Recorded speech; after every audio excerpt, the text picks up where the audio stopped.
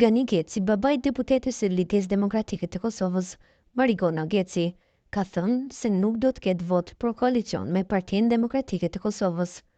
Ai tha se këtë ja ka thënë edhe Agim Bahtirit, deputeti televizjes Vetvendosje, me të cilin u takua të martën pas dështimit të seancës për konstituitimin e Kuvendit të Kosovës. Në një koment në Facebook, Geci tha se me Bahtirin u takuar rastësisht në qendër të Pristinës.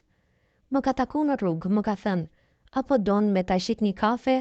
Edhe thash, po, ku të duash?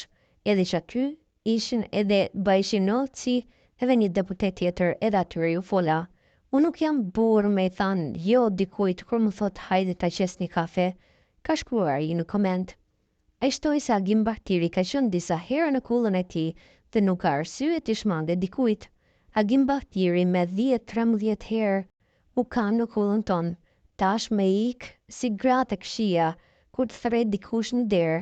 Geci parlemore se nuk dhe të ketë vot nga vajza e ti për koalicione LDK-PDK, krejt ato që janë publike, ja kam thënë edhe ati edhe Bajshinovcit edhe disa të tjerave të lëvizjes Vetvendosje, kur s'ka vot për PDK-n prej meje, po kam tregu edhe disa letra që kërkom të meja tregu, që edhe këta janë një brum i njëjt me PDK-n, s'përfundoj e i.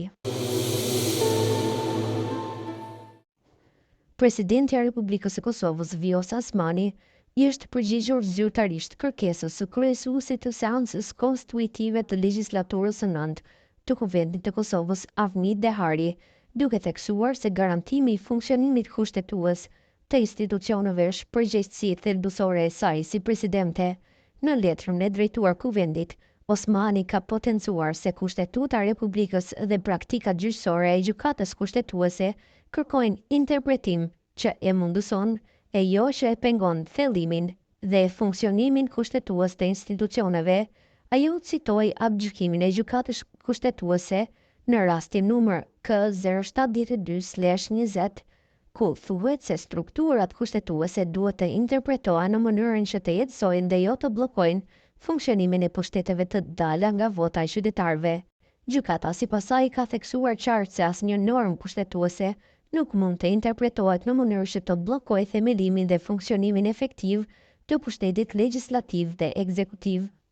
Në të njëjtën linjë, presidentja përmendi edhe aktgjykimin tjetër të gjykatës në rastin numër K0119/14, ku është theksuar obligimi i të gjithë deputetëve që të gjejnë mënyra për të funksionalizuar Kuvendin, si dhe përgjegjësia e kryesuesit të seancës konstituitive që të përmbush detyrat në përputhje me Kushtetutën dhe rregulloren e punës së Kuvendit.